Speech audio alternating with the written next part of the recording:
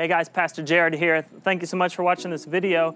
Really, we've designed this video to help you move from breakfast to neighborhood church.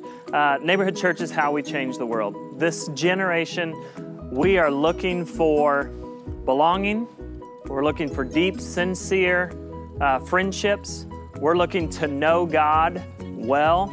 We're looking to love God with all our heart, souls, mind, and strength. And we're looking to do it with other people and to be mentored. And so neighborhood church is how we actually change the world. And so we're very, very excited that you come this far and that you're about to venture into a neighborhood church. So what is a neighborhood church? Well, a neighborhood church meets every other week.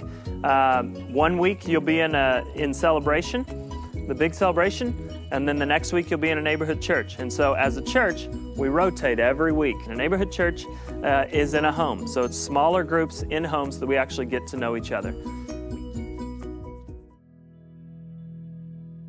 We eat, we story, and we pray. So when you arrive, you will have already helped organize the food and bring a couple ingredients or something for the meal. And people will be just having fun. People will be enjoying life and telling stories and eating food. That'll last for about 30 minutes. And then following that, someone will have been preparing for a couple of weeks to tell the story.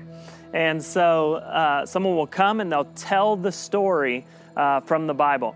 And so the kids will be there for that.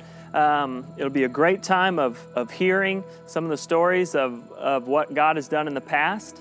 And then following that, you'll retell the story. So everyone, adults and kids together, will all help to retell the story, to grab things maybe the storyteller forgot or to correct some things or whatever the case is. And then the children will be dismissed. People will have already signed up via the city to watch the kids do a craft with them or to process the story on their level or what have you. They'll be dismissed to do that, and then the adults will stay back. And that'll be a time where you can ask questions. You can ask questions about what the story meant. Maybe share, hey, I didn't like this part, or I did like this part, or this part made me think of, or whatever the case is. So we process it deeply so that we're allowing the Holy Spirit to come and to use that story to actually change our lives. So there'll be some time of that. And then after that, 30 minutes or so, then you'll move into a time of prayer. And no one's ever going to require you to pray out loud. I know it's a fear that many of us have, and so it's just not going to happen. And so there'll be the opportunity where you can join in the prayer. Maybe you'll pray for each other that day. Maybe you'll pray something more connected to your story or whatever. But that'll be a time where you'll actually be able to learn to pray. So in a neighborhood church, you're actually becoming a Bible scholar by accident and learning to pray in a relaxed and easy atmosphere. Some people are living with the reality of allergies, whether it's pets or whether it's food or what have you. And so please make sure and communicate that with leadership here at the church. That way we put you in a neighborhood church that works. Also, there's a survey within breakfast that helps us figure out some of those allergies so that we don't place you somewhere that's miserable, but somewhere that's comfortable and easy for you. We are very excited that you're headed to a neighborhood church.